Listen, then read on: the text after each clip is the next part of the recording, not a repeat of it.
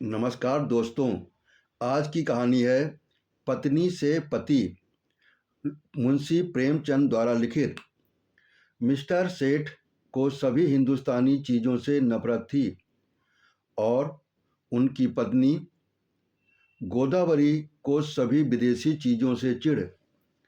मगर धैर्य और विनय भारत की देवियों का आभूषण है। गोदावरी दिल पर हजार जब्र करके पति की लाई हुई विदेशी चीज़ों का व्यवहार करती थीं। हालांकि भीतर ही भीतर उनका हृदय अपनी परवशता पर रोता था। वो जिस वक्त अपने छज्जे पर खड़ी होकर सड़क पर निगाह दौड़ाती और कितनी ही महिलाओं को खद्दर की साड़ियाँ पहने गर्व से सिर उठाए चलते देखती, तो उसके भीतर की वेदना एक ठंडी आह बनकर निकल जाती थी। उसे ऐसा मालूम होता था कि मुझसे ज़्यादा बदनसीब औरत संसार में नहीं है। मैं अपने स्वदेशवासियों की इतनी भी सेवा नहीं कर सकती। शाम को मिस्टर सेठ के आग्रह करने पर वह कहीं मनोरंजन या सैर के लिए जाती, तो विदेशी कपड़े पहने हुए निकलते शर्म से उसकी गर्दन झुक जाती थी। वो पत्रों में महिलाओं के जोश भरे व्याख्यान पढ़ती तो उसकी आंखें जगमगा उठती। थोड़ी देर के लिए वो भूल जाती कि मैं यहाँ बंधनों से जकड़ी हुई हूँ। होली का दिन था। 8 बजे रात का समय। स्वदेश के नाम पर बिके हुए अनुरागियों का जुलूस आकर मिस्टर सेठ के मकान के सामने रुका और उसी चौड़े मैदान में विलायती कपड़ों की होलियां लगाने की तैयारियां होने लगीं। गोदावरी अपने कमरे में खिड़की पर खड़ी ये समारोह देखती थी और दिल महसूस कर रह जाती थी। एक वे हैं जो यूं खुश खुश आज़ादी के नशे के मतवाले गर्व से सिर उठाए होली लगा रहे हैं, और एक मैं हूँ कि पिंजड़े में बंद पक्षी की तरह फड़फड़ा रही हूँ। इन तीलियों को कैसे तोड़ दूँ? उसने कमरे में निगाहें दौड़ाईं। सभी चीज़ें विदेशी थीं। स्वदेशी का एक सूत भी न था। यही चीज़ें यहाँ जलाई जा रही हैं और यही चीज़ें यहाँ उसके हृदय में संचित ग्लानि की भांति संदूकों में रखी हुई थीं। उसके जी में एक लहर उठ रही थी कि इन चीज़ों को उठाकर उसी होली में डाल दे। उसकी सारी ग्लानि और दुर्बलता जलकर भस्म हो जाए। मगर पति की अप्रसन्नता के भय से उसका हाथ पकड़ लिया। सहसा मिस्टर सेठ ने अंदर आकर कहा, जरा इन सिरफिरों को देखो, कपड़े जला रहे हैं। ये पागलपन, उन्माद और विद्रोह नहीं तो और क्या है? किसी ने सच कहा है, हिंदुस्तानियों को न अक्ल आई है और न आएगी। कोई कल भी तो सीधी नहीं। गोदावरी ने कहा, तुम भी हिंदुस्तानी हो? सेठ ने गर्म होकर कहा, हाँ, लेकिन मुझे इसका हमेशा खेद रहता है कि ऐसे अभागे देश में क्यों पैदा हुआ। मैं नहीं चाहता कि कोई मुझे हिंदुस्तानी कहे या समझे। कम से कम मैंने आचार व्यवहार, वेशभूषा, रीति नीति, कर्म वचन में कोई ऐसी बात न रखी जिससे हमें कोई हिंदुस्तानी होने का कलंक लगाए। पूछिए, जब हमें 8 आने गज में बढ़िया कपड़ा मिलता है तो हम क्यों मोटा टाट खरीदें? इस विषय में हर एक को पूरी स्वाधीनता होनी चाहिए। न जाने क्यों गवर्नमेंट में इन दुष्टों को यहाँ जमा होने दिया। अगर मेरे हाथ में अधिकार होता तो सबों को जहन्नुम रसीद कर देता। तब आटे दाल का भाव मालूम होता। गोदावरी ने अपने शब्दों के तीक्ष्ण तिरस्कार भर के कहा, तुम्हें अपने भाइयों का जरा भी ख्याल नहीं आता। भारत के सिवा और भी कोई देश है जिस पर किसी दूसरी जाति का शासन हो? छोटे छोटे राष्ट्र भी किसी दूसरी जाति के गुलाम बनकर नहीं रहना चाहते। क्या ये एक हिंदुस्तानी के लिए ये लज्जा की बात नहीं कि वो अपने थोड़े से फायदे के लिए सरकार का साथ देकर अपनी ही भाइयों के साथ अन्याय करे। सेठ ने भवें चढ़ाकर कहा, मैं इन्हें अपना भाई नहीं समझता। गोदावरी, आखिर तुम्हें सरकार जो वेतन देती है वो इन्हीं के जेब से तो आता है। सेठ, मुझे इससे कोई मतलब नहीं कि मेरा वेतन किसकी जेब से आता है। मुझे जिसके हाथ से मिलता है वो मेरा स्वामी है। न जाने इन दुष्टों को क्या सनक सवार हुई है। कहते हैं भारत आध्यात्मिक देश है। क्या आध्यात्म का यही आशा है कि परमात्मा के विधानों का विरोध किया जाए? जब ये मालूम है कि परमात्मा की इच्छा के विरुद्ध एक पत्ती भी नहीं हिल सकती, तो ये कैसे मुमकिन है कि ये इतना बड़ा देश परमात्मा की मर्जी के बगैर अंग्रेजी के अधीन हो? क्यों इन दीवानों को इतनी अक्ल नहीं आती कि जब तक परमात्मा की इच्छा न हुई होगी, कोई अंग्रेजों का बाल भी बांका न कर सकेगा? गोदावरी, तो फिर क्यों नौकरी करते हो? परमात्मा की इच्छा होगी तो आप ही आप भोजन मिल जाएगा। बीमार होते हो तो क्यों दौड़े वैद्य के घर जाते हो? परमात्मा उन्हीं की मदद करता है जो अपनी मदद आप करते हैं। सेठ, बेशक करता है, लेकिन अपने घर में आग लगा देना, घर की चीज़ों को जला देना, ऐसे काम हैं जिन्हें परमात्मा कभी पसंद नहीं कर सकता। गोदावरी, तो यहाँ के लोगों को चुपचाप बैठे रहना चाहिए। सेठ, नहीं रोना चाहिए। इस तरह रोना चाहिए जैसे बच्चे माता को दूध के लिए रोते हैं। सहसा होली जली, आग की शिखाएं आसमान में बातें करने लगीं, मानो स्वाधीनता की देवी अग्निवस्त्र धारण किए हुए आकाश के देवताओं से गले मिलने जा रही हूँ। दीनानाथ ने खिड़की बंद कर दी। उनके लिए यह दृश्य भी असह्य था। गोदावरी इस तरह खड़ी रही जैसे कोई गाय कसाई के खूंटे पर खड़ी हो। उसी वक्त किसी के गाने की आवाज आई, वतन की देखिए तकदीर कब बदलती है। गोदावरी के विषाद से भरे हुए हृदय में एक चोट लगी। उसने खिड़की खोल दी और नीचे की तरफ झांका। होली अब भी जल रही थी और एक अंधा लड़का अपनी खंजरी बजाकर गा रहा था, वतन को देखिए तकदीर कब बदलती है। वो खिड़की के सामने पहुंचा और गोदावरी ने पुकारा, ओ अंधे, खड़ा रहा। अंधा खड़ा हो गया। गोदावरी ने संदूक खोला, पर उसमें से एक पैसा मिला।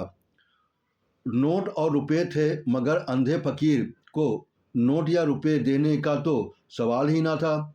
ऐसे पैसे अगर दो चार मिल जाते तो इस वक्त वो जरूर दे देती, पर वहाँ एक ही पैसा था, वो भी इतना घिसा हुआ कि कहाँ बाजार से लौटा लाया था। किसी दुकानदार ने न लिया था। अंधे को वो पैसा देते हुए गोदावरी को शर्म आ रही थी। वो जरा देर तक पैसे को हाथ में लिए संशय से खड़ी रही, तब अंधे को बुलाया और पैसा दे दिया। अंधे ने कहा, माता जी कुछ खाने को दीजिए, आज दिन भर से कुछ नहीं खाया। गोदावरी, दिन भर मांगता है तब भी तुझे खाने को नहीं मिलता। अंधा, क्या करूं माता, कोई खाने को नहीं देता। गोदावरी, इस पैसे का चबेना लेकर खा ले। अंधा, खा लूंगा माता जी, भगवान आपको खुश रखे, अब यहीं सोता हूँ। दूसरे दिन प्रातःकाल कांग्रेस की तरफ से एक आम जलसा हुआ। मिस्टर सेठ ने विलायती टूथ पाउडर, विलायती ब्रश के दांतों से मला, विलायती साबुन से नहाया, विलायती चाय विलायती प्यालियों में पी, विलायती बिस्किट विलायती मक्खन के साथ खाया, विलायती दूध पिया, फिर विलायती सूट धारण करके विलायती श्रृंगार मुंह में दबाकर घर से निकले और अपनी मोटरसाइकिल पर बैठ फ्लावर शो देखने चले गए। गोदावरी को रात भर नींद नहीं आई थी। दुराशा और पराजय की कठिन यंत्रणा किसी कोड़े की तरह उनके हृदय पर पड़ रही थी। ऐसा मालूम होता था कि उसके कंठ में कोई कड़वी चीज अटक गई है। मिस्टर सेठ को अपने प्रभाव में लाने की उसने सब कुछ योजनाएं की जो एक रमणी कर सकती है, पर उस भले आदमी पर उसके सारे हाव भाव, मृदु मुस्कान, वाणी और विलास का कोई असर न हुआ। खुद तो स्वदेशी वस्त्रों के व्यवहार करने का राजी होते, गोदावरी के लिए एक खद्दर की साड़ी लाने पर भी सहमत न हुए। यहाँ तक कि गोदावरी ने उनसे कोई कोई चीज मांगने की कसम खा ली।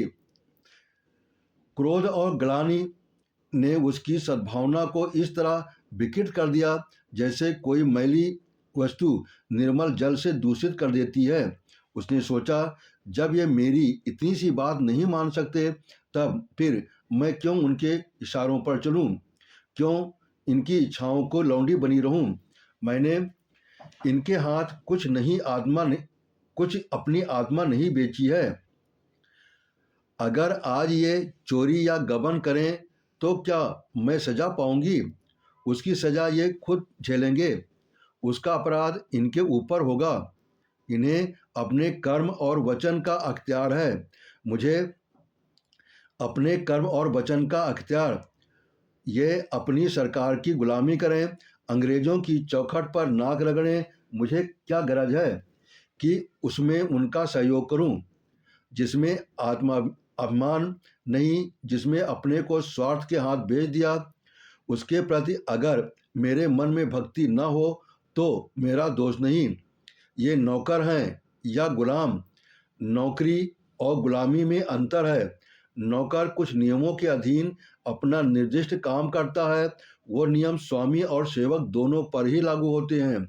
स्वामी अगर अपमान करे, अपशब्द कहे, तो नौकर उसको सहन करने के लिए मजबूर नहीं। गुलाम के लिए कोई शर्त नहीं। उसकी दैहिक गुलामी पीछे होती है, मानसिक गुलामी पहले ही हो जाती है। सरकार ने इनसे कब कहा है कि देसी चीज़ें न खरीदो? सरकारी टिकटों तक पर ये शब्द लिखे होते हैं, स्वदेशी चीज़ें खरीदो। इससे विदित है कि सरकार देसी चीज़ों का निषेध नहीं करती। फिर भी ये महाशय सुरखुरू बनने की फिक्र में सरकार से भी 2 अंगुल आगे बढ़ना चाहते हैं। मिस्टर सेठ ने कुछ झेंपते हुए कहा, कल फ्लावर शो देखने चलोगी? गोदावरी ने विरक्त मन से कहा, नहीं, बहुत अच्छा तमाशा है। मैं कांग्रेस के जलसे में जा रही हूँ। मिस्टर सेठ के ऊपर यदि छत गिर पड़ी होती या उन्होंने बिजली का तार हाथ से पकड़ लिया होता तो भी वे इतने बदहवास न होते। आंखें फाड़कर बोले, तुम कांग्रेस के जलसे में जाओगी? हाँ, जरूर जाऊंगी। मैं नहीं चाहता कि तुम वहां जाओ। अगर तुम मेरी परवाह नहीं करते तो मेरा धर्म नहीं कि तुम्हारी हर एक आज्ञा का पालन करूं। मिस्टर सेठ ने आंखों में विष भरकर कहा, नतीजा बुरा होगा। गोदावरी मानो तलवार के सामने छाती खोल कर बोली, इसकी चिंता नहीं, तुम किसी के ईश्वर नहीं हो। मिस्टर सेठ खूब गर्म पड़े, धमकियां दी, आखिर मुंह फेर कर लेट रहे। प्रातःकाल फ्लावर शो जाते समय भी उन्होंने गोदावरी से कुछ न कहा। गोदावरी जिस समय कांग्रेस के जलसे में पहुंची तो कई हजार मर्दों और औरतों का जमाव था। मंत्री ने चंदे की अपील की थी और कुछ लोग चंदे दे रहे थे। गोदावरी उस जगह खड़ी हो गई जहां और स्त्रियां जमा थीं और देखने लगी कि लोग क्या देते हैं। अधिकांश लोग 2-2, 4-4 आना ही दे रहे थे। वहां ऐसा धनवान था ही कौन? उसने अपनी जेब टटोली तो 1 रुपया निकला। उसने समझा यह काफ़ी है। इसी इंतजार में थी कि झोली सामने आवे तो उसमें डाल दूं।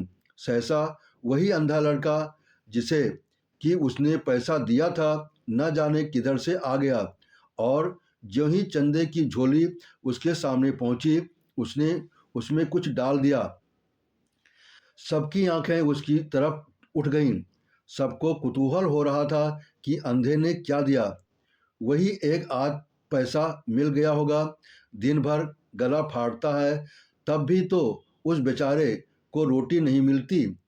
अगर यही गाना पिशाच और साज के साथ किसी महफिल में होता तो रुपये बरसते, लेकिन सड़क पर गाने वाले अंधे की कौन परवाह करता है। झोली में पैसा डालकर अंधा वहां से चल दिया और कुछ दूर जाकर गाने लगा, वतन की देखिए तकदीर का बदलती है। सभापति ने कहा, मित्रों देखिए, ये वो पैसा है जो एक गरीब अंधा लड़का इस झोली में डाल गया है। मेरी आंखों में इस एक पैसे की कीमत किसी अमीर के 1,000 रुपये से कम नहीं। शायद यही इस गरीब की सारी बिसात होगी। जब ऐसे गरीबों की सहानुभूति हमारे साथ है तो मुझे सत्य की विजय में कोई संदेह नहीं मालूम होता। हमारे यहाँ क्यों इतने फकीर दिखाई देते हैं? या तो इसीलिए कि समाज में उन्हें कोई काम नहीं मिलता, या दरिद्रता से पैदा हुई बीमारियों के कारण ये अब इस योग्य ही नहीं रह गए कि कुछ काम करें, या भिक्षावृत्ति ने इनसे कोई सामर्थ्य ही नहीं छोड़ी। स्वराज के सिवा इस गरीबों का अब उद्धार कौन कर सकता है? देखिए, वो गा रहा है, वतन की देखिए तकदीर कब बदलती है। इस पीड़ित हृदय में कितना उत्सर्ग! क्या अब भी कोई संदेह कर सकता है कि यह किसकी आवाज़ है? पैसा ऊपर उठाकर आपसे कौन इस रत्न को खरीद सकता है? गोदावरी के मन में जिज्ञासा हुई, क्या यह वही पैसा तो नहीं जो रात मैंने उसे दिया था? क्या उसने सचमुच रात को कुछ नहीं खाया? उसने जाकर समीप से पैसे को देखा जो मेज पर रख दिया गया था। उसका हृदय धक से हो गया। ये वही घिसा हुआ पैसा था। उस अंधे को की दशा, उसके त्याग का स्मरण करके गोदावरी अनुरक्त हो उठी। कांपते हुए स्वर में बोली, मुझे आप ये पैसा दे दीजिए, मैं 5 रुपये दूंगी। सभापति ने कहा, एक बहन इस पैसे के दाम 5 रुपये दे रही है। दूसरी आवाज़ आई, 10 रुपये। तीसरी आवाज़ आई, 20 रुपये। गोदावरी ने इस अंतिम व्यक्ति की ओर देखा। उसके मुख पर आत्माभिमान झलक रहा था, मानो वो कह रहा हो, यहाँ कौन है जो मेरी बराबरी कर सके। गोदावरी के मन में स्पर्धा का भाव जाग उठा। चाहे कुछ हो जाए, इसके हाथ में ये पैसा ना जाए। समझता है इसने 20 रुपये क्या कह दिए, सारे संसार को मोल ले लिया। गोदावरी ने कहा, 40 रुपये। उस पुरुष ने तुरंत कहा, 50 रुपये। हजारों आंखें गोदावरी की ओर उठ गईं, मानो कह रही हों, अब आप ही हमारी लाज रखिए। गोदावरी ने उस आदमी की ओर देखकर धमकी से मिले हुए स्वर से कहा, 100 रुपये। धनी आदमी ने भी तुरंत कहा, 120 रुपये। लोगों के चेहरे पर हवाइयाँ उड़ने लगी। समझ गए इसी के हाथ विजय रही। निराश आंखों से गोदावरी की ओर ताकने लगे, मगर ज्यों ही गोदावरी के मुंह से निकला 150 की चारों तरफ तालियां पड़ने लगी, मानो किसी दंगल के दर्शक अपने पहलवान की ओर की विजय पर मतवाले हो गए हों। उस आदमी ने फिर कहा, 250। गोदावरी बोली, 200। फिर चारों तरफ से तालियां पड़ी। प्रतिद्वंदी ने अब मैदान से हट जाने ही में अपनी कुशलता समझी। गोदावरी विजय के गर्व पर नम्रता का पर्दा डाले हुए खड़ी थी और हजारों शुभकामनाएं उस पर फूलों की तरह बरस रही थीं। जब लोगों को मालूम हुआ कि वो देवी मिस्टर सेठ की बीबी हैं, तो उन्हें ईर्ष्या में आनंद के साथ उस पर दया भी आई। मिस्टर सेठ अभी फ्लावर शो में ही थे कि एक पुलिस के अफसर ने उन्हें ये घातक संवाद सुनाया। मिस्टर सेठ सकते में आ गए, मानो सारी देह सून पड़ गई हो। फिर दोनों मुट्ठियां बांध ली, दांत पीसे, होंठ चबाए और उसी वक्त घर चले। उनकी मोटरसाइकिल कभी इतनी तेज न चली थी।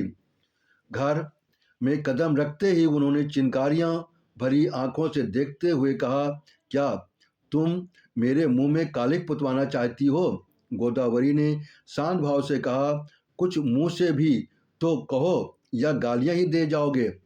तुम्हारे मुंह में कालिक लगेगी तो क्या मेरे मुंह में न लगेगी? तुम्हारी जड़ खुदेगी तो मेरे लिए दूसरा कौन सा सहारा है? मिस्टर सेठ, सारे शहर में तूफान मचा हुआ है, तुमने मेरे रुपये क्यों दिए? गोदावरी ने उसी शांत भाव से कहा, इसलिए कि मैं उसे अपना ही रुपया समझती हूँ। मिस्टर सेठ दांत किटकिटा कर बोले, हरगिज नहीं, तुम्हें मेरा रुपया खर्च करने के लिए कोई हक नहीं है। गोदावरी, बिल्कुल गलत। तुम्हारे रुपए खर्च करने का तुम्हें जितना अधिकार है उतना ही मुझको भी है। हाँ, जब तलाक का कानून पास करा लोगे या तलाक दे दोगे तब न रहेगा। मिस्टर सेठ ने अपना हेड इतने जोर से जमीन पर फेंका कि लुढ़कता हुआ जमीन पर गिर पड़ा और बोले, मुझे तुम्हारी अक्ल पर अफसोस आता है। जानती हो तुम्हारी इस उद्दंडता का क्या नतीजा होगा? मुझसे जवाब तलब हो जाएगा। बतलाओ क्या जवाब दूंगा? जब यह जाहिर है कि कांग्रेस सरकार से दुश्मनी कर रही है तो कांग्रेस की मदद करना सरकार के साथ दुश्मनी करना है। तुमने तो नहीं की कांग्रेस की मदद, तुमने तो की। इसकी सजा मुझे मिलेगी या तुम्हें? अगर मैं चोरी करूं तो क्या तुम जेल जाओगे? चोरी की बात और है, ये बात और है। तो क्या कांग्रेस की मदद करना चोरी या डाके से भी बुरा है? हाँ, सरकारी नौकर के लिए चोरी या डाके से भी बुरा है। मैंने ये नहीं समझा था। अगर तुमने ये नहीं समझा था तो तुम्हारी ही बुद्धि का भ्रम था। रोज अखबारों में देखती हो कि फिर भी मुझसे पूछती हो।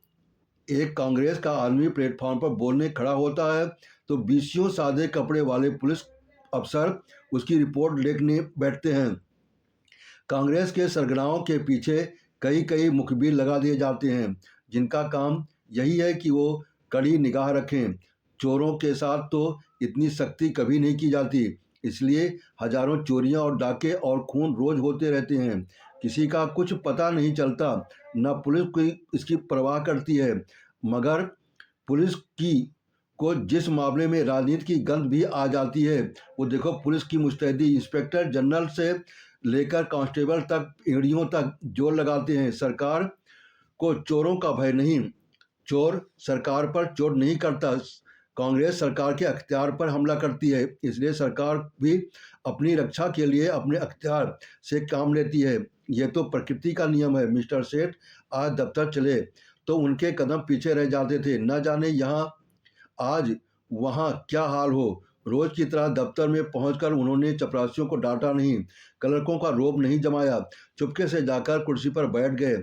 ऐसा मालूम होता था कोई तलवार सिर पर लटक रही हो। साहब की मोटर की आवाज़ सुनते ही उनका प्राण सूख गए। रोज वो अपने कमरे में बैठे रहते थे, पर साहब आकर बैठ जाते थे, तब आध घंटे के बाद मिसलें लेकर पहुंचते थे। आज वो बरामदे में खड़े थे। साहब उतरे कि झुककर उन्होंने सलाम किया, मगर साहब ने मुंह फेर लिया। लेकिन वह हिम्मत नहीं हारे, आगे बढ़कर पर्दा हटा दिया। साहब कमरे में गए तो सेठ साहब ने पंखा खोल दिया, मगर जान सूखी जाती थी कि देखें कब सिर पर तलवार गिरती है। साहब ज्यों ही कुर्सी पर बैठे, सेठ ने लपक कर सिगार केस और दियसलाई मेज पर रख दी। यकायक ऐसा मालूम हुआ मानो आसमान फट गया हो। साहब गरज रहे थे, तुम दगाबाज आदमी हो। सेठ ने इस तरह साहब की तरफ देखा जैसे कोई मतलब नहीं समझे। साहब ने फिर गरज कर कहा, तुम दगाबाज आदमी हो। मिस्टर सेठ का खून गर्म हो उठा। बोले, मेरा तो ख्याल है कि मुझसे बड़ा राजभक्त इस देश में न होगा। साहब तुम नमक हराम आदमी हो। मिस्टर सेठ के चेहरे पर सुर्खी आई। आप व्यर्थ ही अपनी जबान खराब कर रहे हैं। साहब तुम शैतान आदमी हो। मिस्टर सेठ की आंखों में सुर्खी आई। आप मेरी बेइज्जती कर रहे हैं। ऐसी बातें सुनने की मुझे आदत नहीं है। साहब चुप रहो। यू ब्लडी, तुमको सरकार 500 रुपये इसलिए नहीं देता कि तुम अपने वाइफ के हाथ से कांग्रेस का चंदा दिलवाओ। तुमको इसलिए सरकार रुपया नहीं देता कि मिस्टर सेठ को अब अपनी सफाई देने का अवसर मिला। बोले, मैं आपको विश्वास दिलाता हूँ कि मेरी वाइफ ने सरासर मेरी मर्जी के खिलाफ रुपये दिए हैं। मैं तो उस वक्त फ्लावर शो देखने गया था जहाँ मिस फ्रॉन्क का गुलदस्ता 5 रुपये में लिया। वो वहाँ से लौटा तो मुझे ये खबर मिली।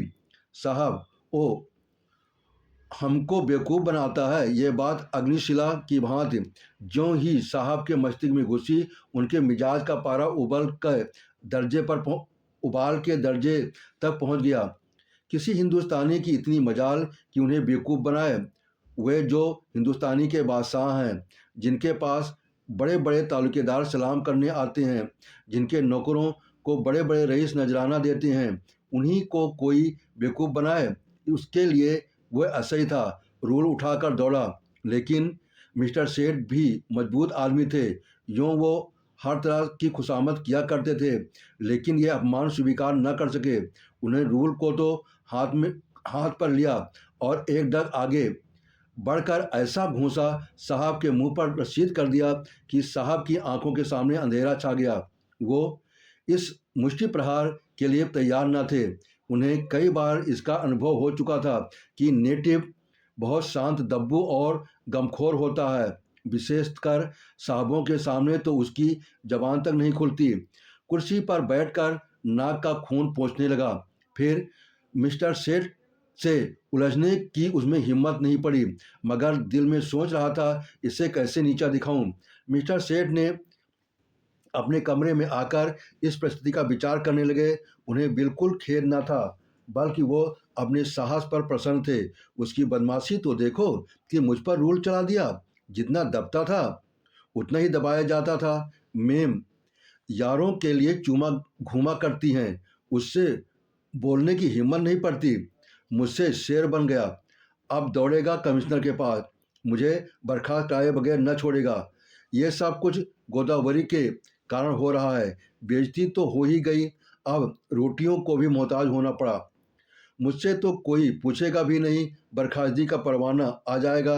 अपील कहाँ होगी? सेक्रेटरी हैं, हिंदुस्तानी हैं, मगर अंग्रेज़ों से भी ज़्यादा अंग्रेज। होम मेंबर भी हिंदुस्तानी है, मगर अंग्रेजों के गुलाम। गोदावरी के चंदे का हाल सुनते ही उन्हें जूड़ी चढ़ आएगी। न्याय की किसी से आशा नहीं, अब यहाँ से निकल जाने में ही कुशल है। उन्होंने तुरंत एक इस्तीफा लिखा और साहब के पास भेज दिया। साहब ने उस पर लिख दिया, बर्खास्त।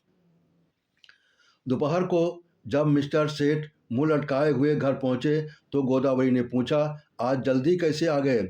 मिस्टर सेठ दहकती हुई आंखों से देखकर बोले, जिस बात पर लगी थी वो हो गई, अब रो, सिर पर हाथ रख के। गोदावरी, बात क्या हुई? कुछ कहो तो भी तो। सेठ, बात क्या हुई? उसने आंखें दिखाई, मैंने चांटा जमाया और इस्तीफा देकर चला आया। गोदावरी, इस्तीफा देने की क्या जल्दी थी? सेठ, और क्या, सिर के बाल नुचवाता? तुम्हारा यही हाल है तो आज नहीं कल अलग होना ही पड़ता। गोदावरी, खैर जो हुआ अच्छा ही हुआ, आज से तुम भी कांग्रेस में शरीक हो जाओ। सेठ ने होंठ चबाकर कहा, लजाओगी तो नहीं? ऊपर के घाव पर नमक नमक छिड़कती हो। गोदावरी, लजाऊंगी क्यों? मैं तो खुश हूँ कि तुम्हारी बेड़ियाँ कट गईं। सेठ, आखिर कुछ सोचा है? काम कैसे चलेगा? गोदावरी, सब सोच लिया है, मैं चल कर दिखा दूंगी। हाँ, मैं जो कुछ कहूँ तुम वो किए जाना। जब तक मैं तुम्हारे इशारों पर चलती थी, अब से तुम मेरे इशारों पर चलना। मैं तुमसे किसी बात की शिकायत न करती थी। तुम जो कुछ खिलाते थे खाती थी, जो कुछ पहनाते थे पहनती थी, महल में रखते थे महल में रहती थी, झोपड़ी में रखते झोपड़ी में रहती। उसी तरह तुम भी रहना। जो काम करने को कहूँ वही करना, फिर देखूँ कैसे काम नहीं चलता। बड़प्पन बूट सूट और ठाट बाट में नहीं है, जिसकी आत्मा पवित्र हो वही ऊंचा है। आज तक तुम मेरे पति थे, आज से मैं तुम्हारा पति हूँ। सेठ जी उसकी ओर स्नेह की आंखों से देखकर हंस पड़े। आपने कहानी सुनी, इसके लिए आपको बहुत बहुत धन्यवाद। आपने सब्सक्राइब किया, इसके लिए दिल से आभार।